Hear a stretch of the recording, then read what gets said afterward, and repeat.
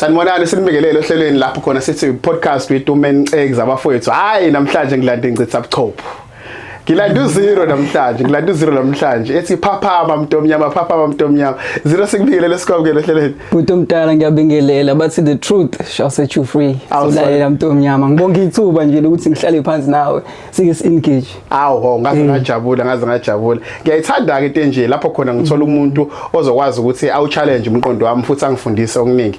0 ku social media kunomlungu angazi noma ibhundu umlungu yini angikwazi ukuhlukanisa futhi anginaki futhi anginandaba otrendayo kakhulu ochallengeayo eParliament abantu asebekholelwa ukuthi angase abe upresident omhlophe futhi sibuyele upresident omhlophe. Do you think as South Africans we are ready ukuthi sibe no president omhlophe yini na? Asikwazi ukuthi singaba no president omhlophe. Lento abantu bazoyishintsha bathi mhlawumbe it's about race, sama racist kanjani, kodwa ibuye kanje lento ezabantu abamnyama sicindezelekile for more than 100 years. And then the times esiqala sesilwa sesithi sifuna freedom ayekhona ama hero abakwazi ukuthi balwele the true freedom lefunakalayo and then ba analyze abashona. Kwasala laba abashintsha the whole thing cause sekunegotiate ngo1994 freedom lapha oCodes yes I was going there. Our hero the legend uNelson Mandela lo muntu osemalini wakwazi ukuma phansi kwabantu address nation wathini sesi free umuntu omnyama sizokwazi ukuthi aye endaweni ethize kodwa manje zange abize ama community leaders zange abize okhokho bethu athi okay just si free, it's time to redistribute the wealth. It's time ukuthi umuntu omnyama athole lezi zinto ebeyonwa amabhunu isitha njengama mines njengama bank izinto eziningi nama non-ending contracts kunama contracts angapheli kuyimanje ama contracts okwakha ikhali angapheli kuze kube namhlanje asayexist.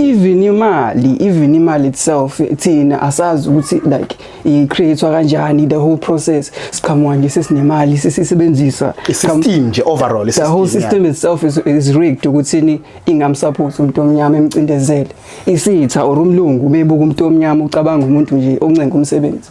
Mhlawumbe let's look into what is the actual cause yokuthi abantu baze babe frustrated ngalendlela yokuthi baze bayitshela ukuthi bafuna ukuphatha umuntu omhlophe. Asibukeni i-cause inkinga umtshontshwa kwezimali uhulumeni corruption.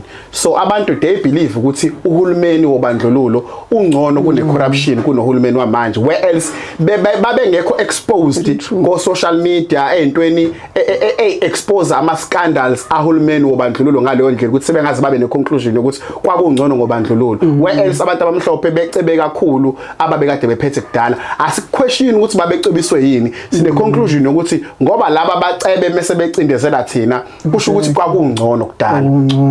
Yeah, do you believe kwakungcono kudala?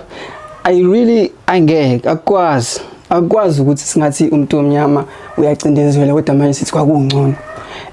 Okhokho bethu ke kubona phela bakhula kuleso sikhathi and then mase babuka thina manje basho ukuthi hayi mhlawumbe uhulumeni kwakukhona ukuthi mhlawumbe umunye uzothi hayi imisebenzi ayikhona athi umunye hayi imali sasikwazi ukuthi senze izinto eziningi ngayo but manje nani nga own lutho eyini nani consider as ama employees. Ibuke kanje sinama company amakhulu au Anglo America that own almost 90% of gold ama diamonds nama platinum are produced la and yonke leyo mali ay benefits umuntu omnyama of which it's not supposed to be privatized, supposed to be nationalized. Exactly. Yes. Kodwa manje everyone ukhetha ukuthula like everyone was silent about that. No one wants to question ezinye izinto ezikwe system ngobani basaba ukuthi manje mhlawumbe bazonyamalala abelungu bazoshiya sihlupheke njengoZimbabwe. Exactly. Of which bona bafocus ku corruption ka government kuphela abayiboni I corruption beyond this engasenza sifane namazwe njengo Dubai akwazi ukuthi a develop fast phela yes is benefits isethina njengo Dubai uqinisile oil yabo I benefits I country yabo bonke they get a share thina we produce into eziningi kodwa manje umuntu omnyama benefits nothing kunalokho bakwazi ukuthi bazivala umlomo ngo350 so that umuntu won't have a question ukuthi lo 500 billion esaniwa wona ushonephi because uzothi hayi nami konke engitholayo uhulumeni wami uyangisiza unika u350 uyini u350 when we are supposed to be getting about 2.5 kodwa ngeke bakutshene le nto ngobani uzobe usuphazamisa umsebenzi phela lapho Yes. masukhipha ama documents avezayo ukuthi khona imali enyamalalayo every month. So going back to le simo sokuthi kuthiwe imisebenzi ayikhona kudala, yazi lento ngihlezi ngiarguisha fethu ukuthi umuntu athi kwakukhona imisebenzi kudala ukuthi okay uthi wena imisebenzi yayiminingi kudala, right? Asibuyeleni la into nesobala ebonwe wona wonke umuntu ukuthi njengamanje iSouth Africa iya leader ngama malls akhona eAfrica. Angazi inamba kodwa ngangisiza ngeke ngekebala ukuthi uyi research, but iSouth Africa yona leader ngama malls aseAfrica. Lama malls abengekho before ubandlululo.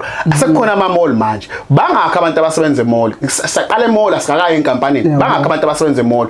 So wena uma uthi imisebenzi yayiminingi kudala, uthi wena imiphi lo msebenzi yayiminingi kudala? Uqinisile. Okay, ngibuyele kuleyo ukuthi ngingaqede emall. Ngibuyele kuleyo ukuthi uma uthi wena kwakungcono kudala abantu obaba bethu babesebenza emafemini, umuntu abuye nempuphu nesiponopono samafutha nerice emva lokho senzo kuyokoleta esitolo nibhale ebhukwini. Uma uthi wena kwakungcono kudala lezakhiwo ezingaka njengoba wena uhlala eAdams angithi izakhiwo njengo Adams abantu abakha khona ama mansions kudala babengawakhi ingane ama mansion ngoba abantu babehlala endlini ezakhiwe ngodaka, yabo. Uma uthi wena kwakungcono kudala imali abantu uthi yayingcono kanjani abantu sebekwazi ukwakha umuzi weblocks, abantu babengakwazi ukwakha umuzi weblocks ngenxa ye lack of knowledge babejabuliswa ilokho okuncane abakutholayo. Manje because of information no internet yonke into sesiyakwazi ukuquestiona the system. Mangihambile ngiyekoleni ngiyokhuluma nezingane ngibamotivate, the first thing ngibatshena yona ukuthi be a leader, don't be a follower. Ngifuna ukufaka i-mindset kwingane ukuthi as much as bezofunda bafide le information le esikole le ezincwadi le ebafundisa ukuthi bangayicabangeli bona, khipha ke lokho iba ne side lakho eliquestiona elisho ukuthi okay lo i-method yokusolve x le ngakwazi nami ucreate yami isebenze isetshenziswe worldwide. Ngifake le mindset yokuthi kumele sifundise izingane ngama leaders ethu abantu abamnyama, because ungathuka manje kutshena ukuthi ezikoleni izingane ayifundi ngama leaders abantu abamnyama. Ingane ikhula ifidwa iChristianity already siyazi ukuthi uNkulunkulu wami umlungu, and then ifike esikoleni ifidwe umqondo wabelungu ukuthi exactly bona bakha imoto bona bakha amabhanoyi. Akukho la khona okay siyafunda mhlambe ngomkhizi siyafunda ngongcobo mhlambe wakwazi ukucreate into ethize ibusiness, siyafunda ngosibani bani unebusiness eli-successful yomuntu omnyama. Nabo Patrick Motsepe uthi ukhuluma ngaleyo nto leyo uvela utshela ukuthi bafrantile exactly ngobani abafuni umuntu omnyama avele ente bam-discredit, and then that's why sibuka nasemalokishini esihlala kuona ku-rough ngenxa yokuthi the only thing egcinisisela ukuthi siphuza utshwala siyabhema amantombazane i-cycle nje esiphila kuyona. That's why ngijabula kakhulu mangikwazi ukuhlala namaraza afana nawo engazi ukuthi mina kade ngaqala ukulandela engazi ukuthi okay mangibuka ivideo yakho ngizobe ngifundisa something ngishaye ngamazwi aphilisayo, ngaze nga-introduce ama-G-terms to wena because ngifuna ukubakhipha kulo mqondo lo wasekazi kakhulu. Ngifuna ukuthi at least makhona mhlawumbe ufuna ukuphusha isikole hamba esikoleni, ufuna uqala ibhizinisi enza something ezokukhipha egazi ngobani mawufocus kakhulu la nengqondo yakhe izophelela la ube limited. There has to be a better way ukuthi senze than ukuthi sivumele isystem isenze ukuthi sicabanga ukuthi asilutho. Vele njalo phethe system. Okay, sesigoqa ke le ya vice president ukuthi so overall we are saying we are not ready to have a vice president because kunezinye izinto ezifihliwe ezingale engavezwa ngobala kubantu abamnyama engenzeka ziqhubeke zibe yiningi kakhulu, including lama multimillionaires asekhona abantu abamnyama njengamanje anganyamalala mangase kubuyela abantu abamhlophe ngoba bangabuyisa isystem. Mina ngikaze ngimuze umlungu ethi mangabe khuluma athi une plan ngomuntu omnyama. Akekho ngisho yedwa kunezifungo ezenziwa, the proof is there, the pictures are there. Kunezifungo ezenziwayo sipromise abantu oQueen Elizabeth abantu base England ukuthi no matter what happens ngisho noma ngathiwa sekuphethe ba izwe kodwa khona umnotho ohlezi uzakubona mahala nje because ibona ama create system, because exactly and kumele benefits isebona. Kumele kufike umuntu ozothini I wanna change that, kumele kufike umuntu othi hayibungeke akuthuthuke umuntu omnyama hayi indaba ukuthi manje kumele kuhlezi manje kubenefits salabo kumele sigade ukuthi babengamfuni uZuma umuntu wehleze ekhuluma ngalezo babengamfuni kwaphuma ngisho izalukwazi ezemqhilibe Zuma must go ngoba ziyabona ukuthi ulwa nalento uthuthukisa umuntu omnyama uvula no BEE ukuthi kube khona abantu abamnyama abakwazi ukuthola izinto kuvuka ama-millionaires uvuka ama-billionaires kwathi hayi Zuma must go wakhishwa bafaka bani uRamaphosa umuntu ohlonipha umsebenzi owazi kahle ukuthi ngibenefitisa lapho nina abantu abamnyama imani mawukuthi baya protesta sesiyala khumbula kwaba khona nanomtapo like nje khona into eyenzeka kodwa sesifuna ukukhipha uRamaphosa and then after that kwavela wathi 350 sahlonipha kodwa ke laba abane frustration yokuthi sebekhathele ukuphatha abantu abamnyama ngoba bayantshontsha asebediniwe asebebuka izifizwe kubalekile ukuthi liphathe umlungu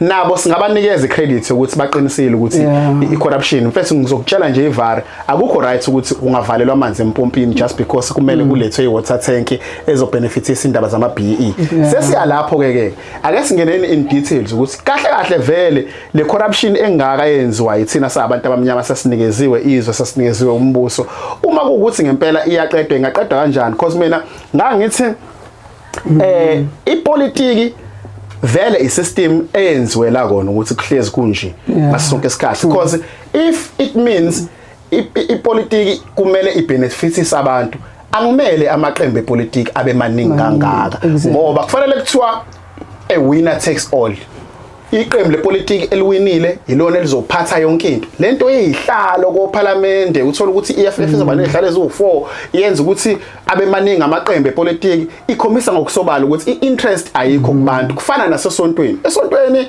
uthola ukuthi kunamabandla amaningi ahlukahlukene kodwa kuthiwa uNkulunkulu yedwa kanjani uNkulunkulu yedwa kodwa amabandla emaningi if it means yonke into imayelana noNkulunkulu why ibandla lingelilodwa nalana kwepolitiki if it means iqembu lepolitiki ilona libusa yonke into akho ihlala eParliament umuntu ophethe oyiminister of police umuntu osekwaba iphoyisa before njengomkhwanazi umuntu ominister of health umuntu osekwaba udokotela before ofundele ukuba udokotela yonke lento le ingaphela into ecreate lento le isystem enziwa ngabasibomo ukuze divide sabantu very powerful but umdala yazi lento ngiyichaza yangiqhatha kakhulu because ngayithini ngifuna ukubeka ngendlela bazo understand abantu ababukayo la South Africa before siba ne freedom sonke sakwazi ukuthi si unite ngoba manje sesifuna ukuxosha amabhuna ngithi sa unite sa support iANC ayikhona namanye ama political parties but sakwazi ukuthi nje si ANC sonke and then after that sebebonile abelungu wamabhunu ukuthi no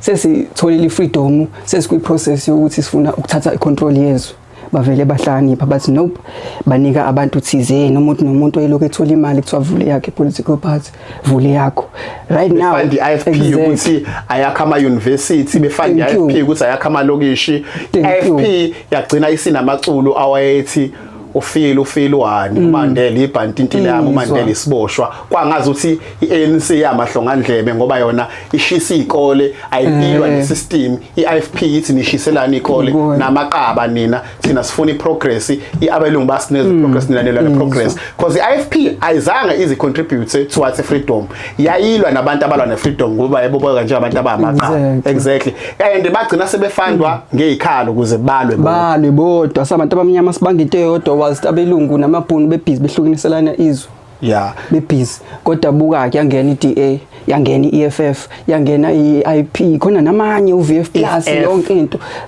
saqaleka sadivideka manje saqala umuntu uthi mina ngisupporta le ayilwele ngempela gqoka igibe sethi yonke ayilwele ukuthi le iyona right omuntu but if it's a common goal yomuntu ngabe ukahlangene kodwa manje amabhunu abelungu isitha ngithi isitha mina ba focus to political party eyodwa iDA buka la yabashaya khona abantu khona sa lose power ngempela that time iDA ithola ipower eningi neANC yaba forced ukuthi ba collide bahlangane bakhipha abayibiza ngani iGovernment of National Unity manje njengoba sebe iGovernment of National Unity siyalazi iqiniso ukuthi imali ihamba phambili eSouth Africa so mase kushawa ama meetings sekwenziwa ama decisions ilo nemali uzokwazi ukushaya isinqumo that means ukuthi uRupert abashaya isinqumo sikwenzakala eSouth Africa abantu abafanda iANC abantu njalo abafanda iDA abenza inqumo ngeSouth Africa iANC siyafront in a way. And abantu bayathula entweni njengalezo ezithinta kakhulu abaphathi bale South Africa Rupert nangu Ramaphosa waye America nabo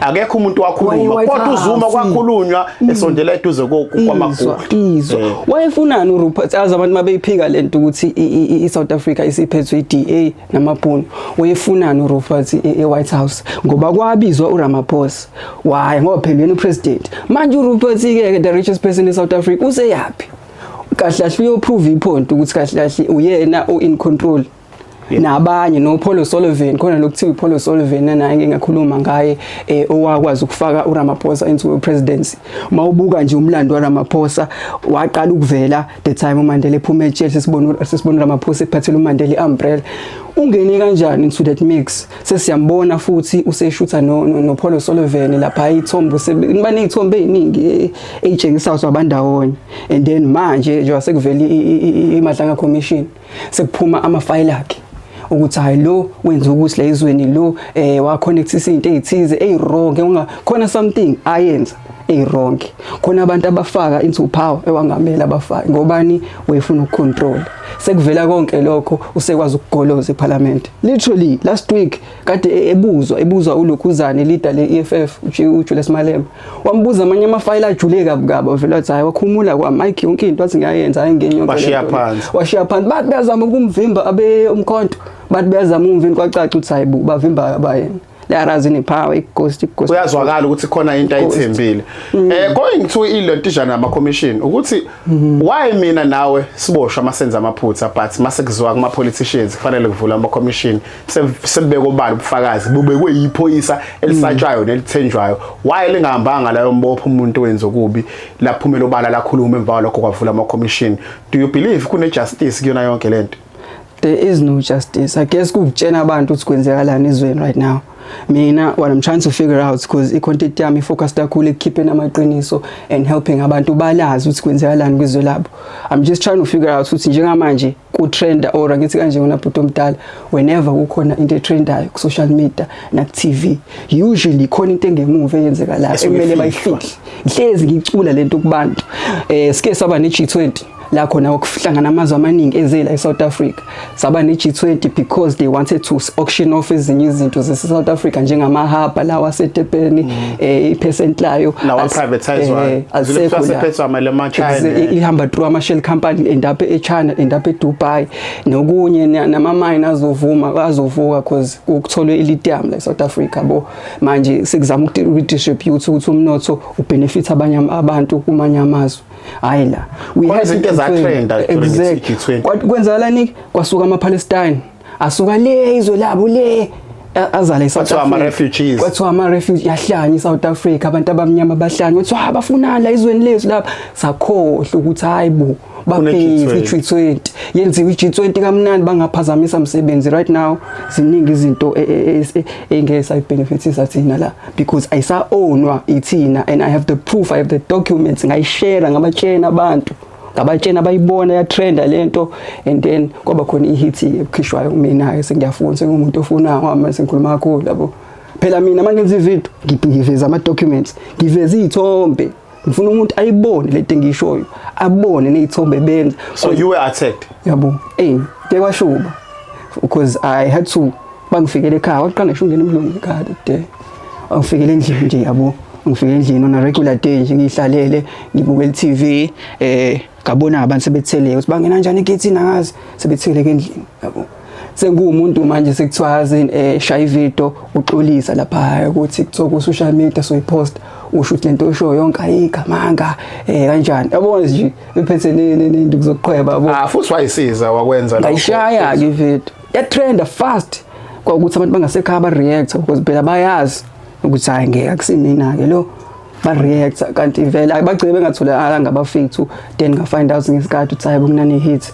ekhishiwe kumina and then kwasukuma umndeni wonke ukuthi ilungiswe lonto eventually yagcina siphelile yonke lonto bano DM futhi bathini mhlawumbe bathi uphi 10k sicela ivideo ethize uyisusa ngobani usukhulume okukwaze weqa khona ezinye izinto osuyikhiphile nezithombo oyivezile ngamele zibe khona so ngavele nga relax. So when you have reliable sources kakhulu I have first of all ngangiqala ngenza ngedwa uqaleni the first time, and then kwakuthi ukuhamba isikhathi senginami ukuthola ama anonymous emails ukuthi umuntu ufaka i-email inezithombe unezithombe namafile yonke into, bese mina ngiyayibuka read through that makuthi into ngempela element abantu engele bayazi ngiyayidedela because kumele yazi siya trenda truth set you free ngayilahla ngokuveza ubuso.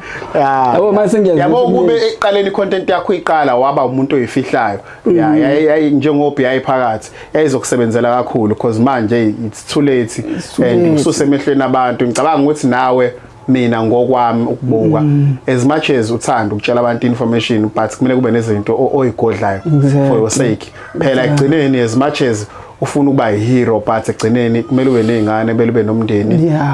Indoda kumele iprotect yona ukuze ukwazi ukuthi ikusasa lezingane zayo likwazi ukuthi libe right. So nawe mfethu ukubona konke okwenzayo ngikufisela okuhle but ngicela ukuthi uzame ukuthi kwi content yakho uyivikele phela nawe ungabe usufuna ukuthi uyiveze obala ngayo yonke indlela. Manje ngenze njani umuntu omdala because nginayo ivision yokuthi ngifuna siyibheza abantu abamnyama.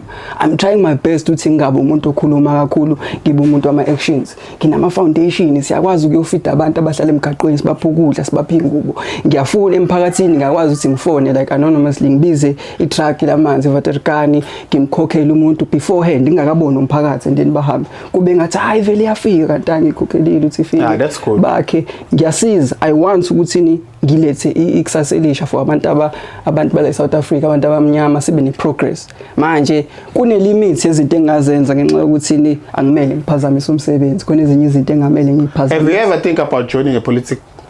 Manje ngibathe bonke phela ngithi noma uzobusuka isystem now inkingileyo ayinanokuthi uba angibuze wena ngoba phela we hero now kakhulu sibukela kuwena kwinto eningi. Who can save us? Mawubuka wena bebonke who can save us? Mina I like MK. So I like MK but ama internal issues ayo angiwathandi wona wenza kube sengazi ukuthi MK ayikho right but ivision yayo ngomuntu omnyama into enozuma phakathi ivision yayo ngomuntu omnyama ngiyayithemba yabo. So I like MK but ama internal issues ayona ngicasula kakhulu lawo esiloke siweza ama rumors engenayo ishow yawo yabo ukuthi usisi lo oyiwela ududuzile uyena obuya afaka unyawo ngekho right kuyona MK but anginayo ishow yayo ngiye ngizwe kushiwo but uqoshwa kwabantu khona angikuthandi anginayo ishow yakho ukuthi kusokwenziwa yini njengalo umjida lo bekade eseLimpopo no Julius ngiyambona lo Shivambo ukuxoshwa kwakhe kuMK kwangiphatha kambize noma ngingenayo ishow ukuthi kwakwenziwa yini because ngangithanda ukuthi MK ibe nabantu abamanye ama tribe khona izosusa lento yokuthi tribalism. So MK ngiyakholela kuyona but into engingayithandi ama internal issues ayo. So iyona mina ngiyithandayo ngiyafisa ukubona uGqo iskipper sayo uhamba na MK ine vision enhle ngomuntu omnyama nana ma campaign laba abakhona la eThekwini ama heroes njengoko Jacinta nabanye abantu ube involved kuona ukuze ukwazi ukuthola ezinye izinto ongakwazi ukuthi uveze ikhono lakho kuzona. Otherwise bethu ukuba nawe namhlanje ohlelweni kube intokozo enkulu kumina. Ngiyabonga mfuthu omdala because I'm working towards ukuthuthukisa umuntu omnyama. We have to succeed. Isikhathi ukuthi sibe kwi background sisiphelile izinto has to change mfuthu omdala. Ngesikwazi ukusiphila impilo nje kuzobeni asibonge but overall siyayivala ngokuthi we are not ready to have a white president. Hayi manje akwazi. Sibonga kakhulu umbukele emakhaya siyabonga u0 mfethu wesivakashele danko.